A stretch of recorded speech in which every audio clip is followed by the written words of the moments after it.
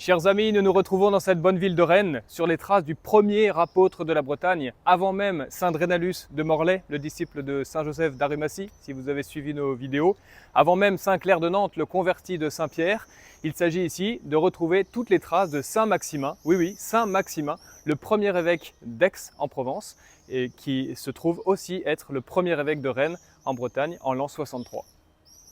Pendant 5 ans, le seul évêque de Bretagne armoricaine, la Bretagne n'existe pas encore, mais l'Armorique devient chrétienne à partir de ce moment-là. Le germe est planté et, c'est à Saint Maximin que nous devons la foi de nos pères.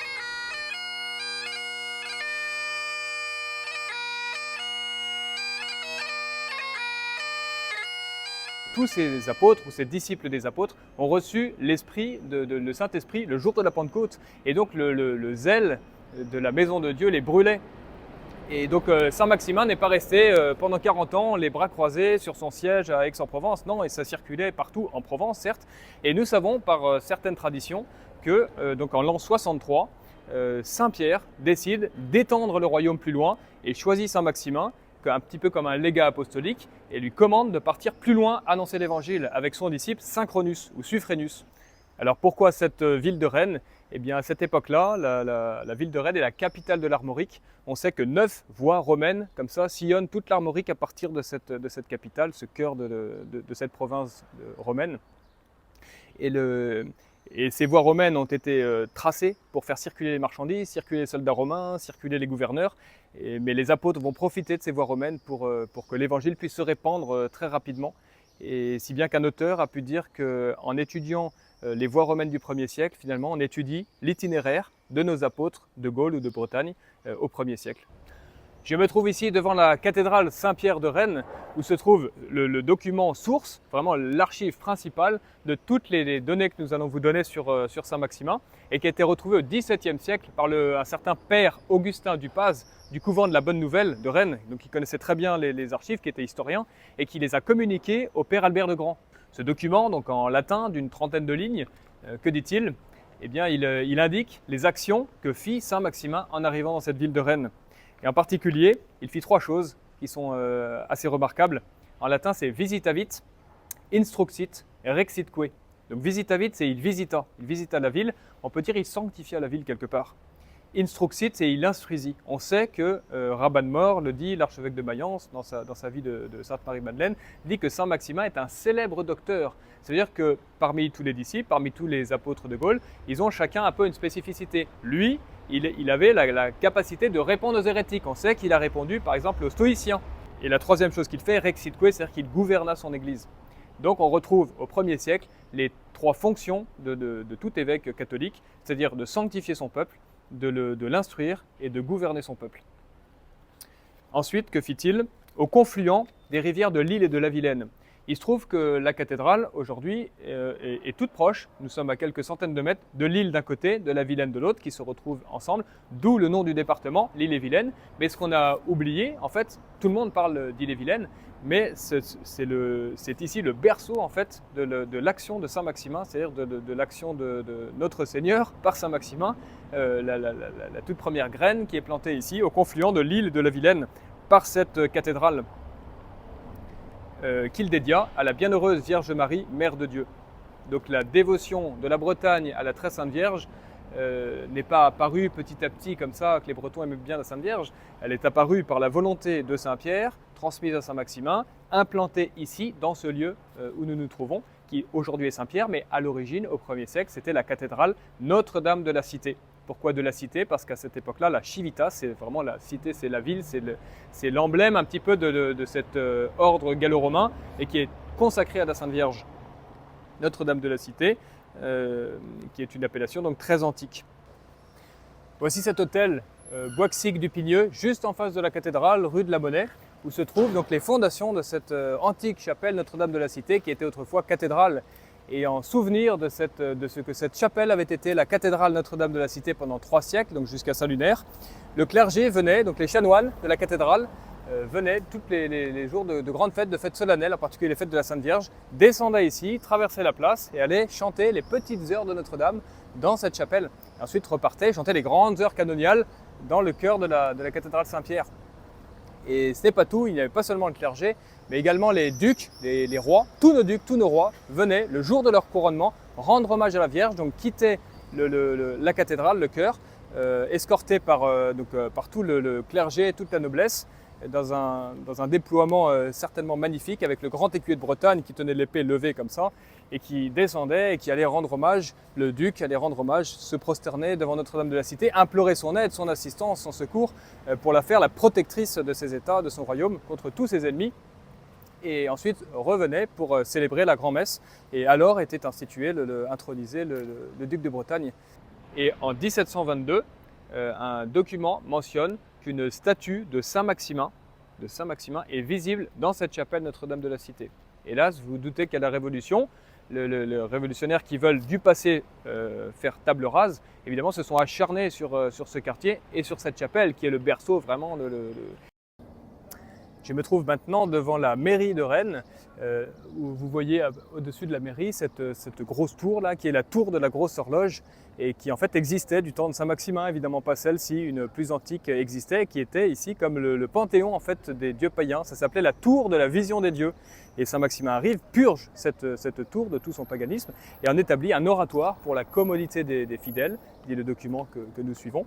Et donc c'est émouvant de penser que c'est encore ici une trace, un vestige de cette évangélisation de Saint-Maximin à Rennes.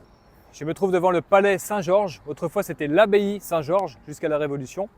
Et dans ce lieu, en fait, était vénérée au 1er siècle une déesse, l'idole Isis, Isidis. Et quand Saint-Maximin arrive, nous sommes à l'orient de cette ancienne ville. La cathédrale est à l'occident, l'abbaye Saint-Georges est à l'orient de cette ancienne ville. Et donc quand il arrive, Deiecto Isidis idolo, c'est-à-dire qu'il jette à terre cette idole d'Isis et il en fait également donc, un oratoire, et qui plus tard sera consacré à Saint-Georges. Et la dernière chose que mentionne ce document, c'est le disciple, en fait, Synchronus, avec lequel Saint-Maximin est arrivé à Rennes, et qu'il a sacré évêque, et qu'il a laissé comme son successeur à la mort de Saint-Pierre.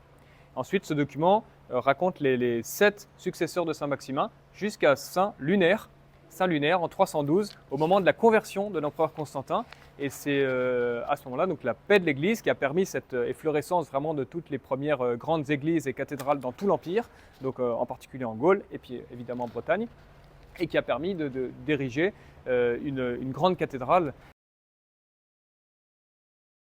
Je me trouve juste derrière la cathédrale, devant la façade de la basilique Saint-Sauveur, où se trouve juste à l'entrée à gauche un témoignage de notre histoire, puisque un grand vitrail moderne a été érigé en l'honneur de Saint-Maximin, peut-être entre les deux guerres, il faudrait voir. Mais en tout cas, ça montre que cette histoire de Saint-Maximin était crue il y a encore 70-80 ans, un siècle peut-être encore. D'autre part, cette dédicace de Saint-Sauveur correspond tout à fait à notre Saint-Maximin, dont nous savons qu'à Aix-en-Provence, il a bâti un oratoire en l'honneur du Sauveur, un tout petit oratoire, une quinzaine de personnes je crois pouvaient tenir, mais qui était dédié au Saint-Sauveur. Donc tout ça se constitue une sorte de faisceau convergent en fait, d'indices qui viennent conforter ce que la tradition disait autrefois.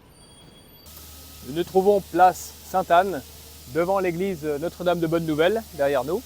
Et ici, sur cette place, ont été faites des fouilles archéologiques qui ont permis de retrouver les restes d'un antique cimetière, peut-être le cimetière primitif de la ville de Rennes, et qui était consacré à Sainte-Anne, d'où l'appellation encore aujourd'hui de cette place Sainte-Anne.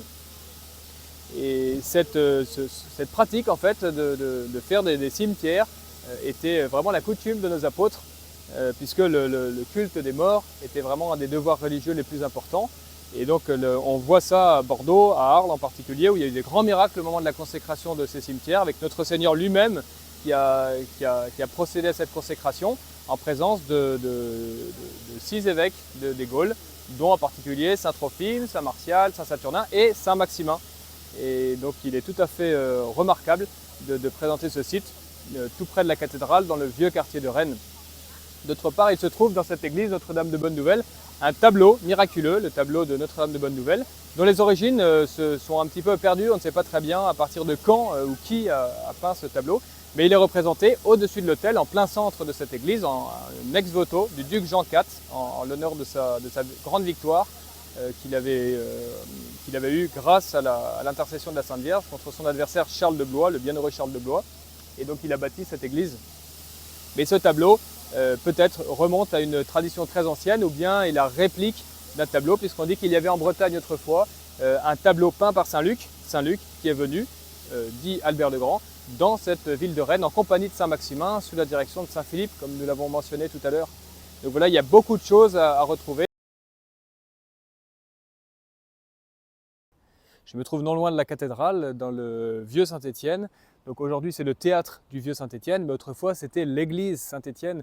Et c'était, dit-on, dit la tradition locale ici à Rennes, que c'est le premier lieu de culte, la première paroisse chrétienne.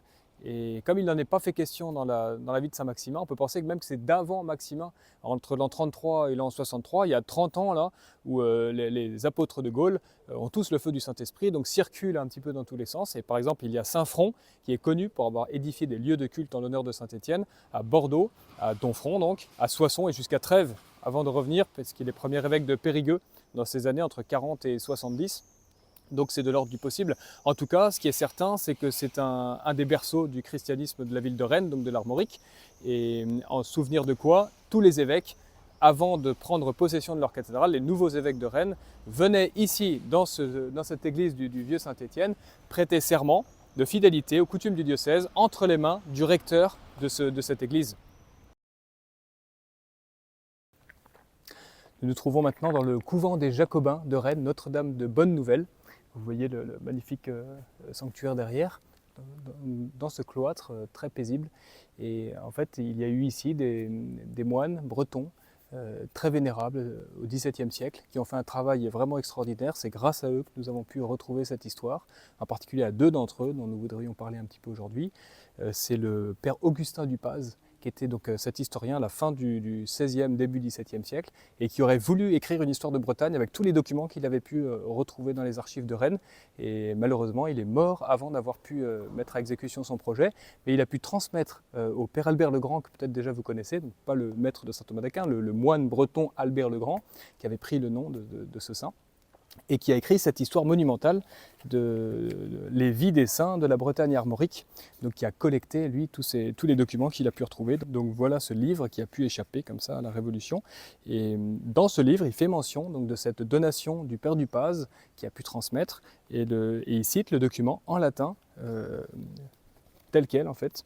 Et ce document donc, dont nous avons un petit peu, que nous avons évoqué, que nous voudrions approfondir par d'autres traditions, puisque ce document ne donne pas la date de l'année. Alors pourquoi est-ce que j'ai dit 63 tout à l'heure? Ça c'est grâce à une autre tradition du nord de la Bretagne que nous avions étudiée sur Saint Drénalus, donc de l'abbé Leclerc, qui est beaucoup plus récent, 1956, mais qui complète notre Albert le Grand.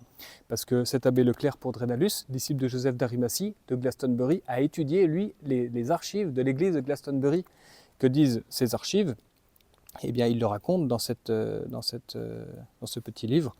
Eh bien qu'à la mort de saint Aristobule, le tout premier évêque d'Angleterre, mort martyr à Glastonbury en l'an 62, Saint Pierre, apprenant cette mort, donc cette église décapitée, renvoie aussitôt un certain nombre d'apôtres sous la direction de Saint Philippe l'apôtre, traverser la Gaule et passer à Glastonbury. Et avec 14 disciples, dit aussi cette tradition. Donc nous sommes en l'an 63. Et parmi ces 14 disciples se trouvent Maximin, Luc et Synchronus, donc le compagnon, le disciple de Maximin. Et avec les autres, en particulier Joseph d'Arimathie et Nicodème, ils passent à Glastonbury, et c'est de là que Drénalus viendra ensuite en Bretagne Nord. Voilà, il dit ensuite, toutes ces dates sont bien vraisemblables.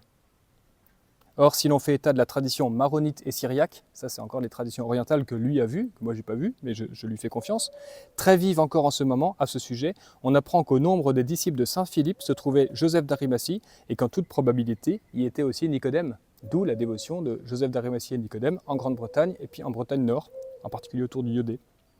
Voilà, donc vous voyez, l'abbé Leclerc à Morlaix, le père Albert le Grand à Morlaix et puis à Rennes, puisqu'il a fait sa formation ici dans ce couvent des Jacobins. C'est comme ça qu'il a connu le père du Paz.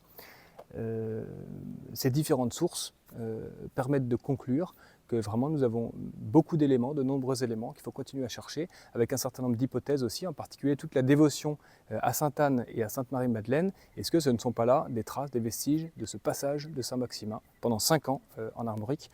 Cette question, nous allons essayer de d'y répondre en poursuivant nos recherches, en particulier donc, dans tous ces lieux de culte où se trouve la trace de ces saints.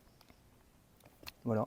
Un dernier petit livre aussi sur Maximin, Sidoine et Lazare, d'après les traditions de Provence, sont intéressantes parce qu'on découvre par exemple que Saint Maximin n'était pas juste un des 72 disciples, parce qu'il est un des 72 disciples, il est le primicerius, dit Raban Mor, c'est-à-dire le prince des disciples. De la même manière que Saint Pierre est le prince des apôtres, eh bien Saint Maximin serait le prince des disciples qui ont été envoyés par Saint Pierre dans les Gaules et en Espagne. Parce que dans les Gaules et en Espagne, les Gaules étaient divisées en 17 provinces romaines, l'Espagne en 7 provinces, et en fait donc ça fait 24. Et Saint Pierre, il veut que l'évangile se répande partout, et donc il a envoyé 17 apôtres en Gaule et 7 apôtres en Espagne sous la direction de Saint Maximin. Donc on voit que c'est le rôle, l'importance de cette sorte de légat apostolique du 1er siècle, si on veut, ce représentant de Saint-Pierre qui a la capacité, le pouvoir de fonder comme ça des églises, ce que n'ont pas tous les autres apôtres de Gaule, c'est vraiment très rare.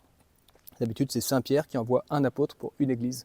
Mais là, il y a quelque chose de plus. Et d'ailleurs, soit dit en passant, la cathédrale Saint-Pierre de Rennes était appelée autrefois, non seulement la cathédrale Saint-Pierre, mais la métropole, donc la métropole d'Armorique. Donc un petit peu comme Arles est pour la Narbonnaise, ou Bourges pour le Berry, eh bien Rennes, c'était vraiment la capitale romaine et donc la capitale chrétienne de l'Armorique chrétienne, en attendant que la Bretagne devienne la Bretagne chrétienne. Voilà, si cette vidéo vous plaît, si vous voulez approfondir cette question, vous pouvez trouver ce livre sur le site, donc des Trésors de nos pères, où j'ai essayé de résumer, de synthétiser ces 3 traditions, donc au nord de la Bretagne avec Drenalus, au sud avec Saint-Clair et ici au centre avec Saint-Maximin. Et ensuite, c'est la Normandie, c'est toute la Gaule, toutes ces provinces romaines qui évangélisaient au 1er siècle.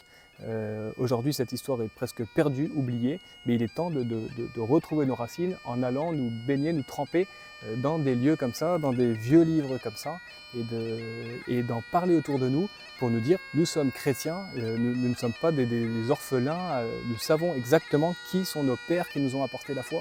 Et c'est ça aujourd'hui où la foi est tellement attaquée de toutes parts. Je pense que c'est un sujet qui peut fédérer les Bretons ici, mais les Français en général, les chrétiens, pour raviver notre foi. Voilà. Demandons cette grâce à Saint Maximin, s'il plaît à Dieu.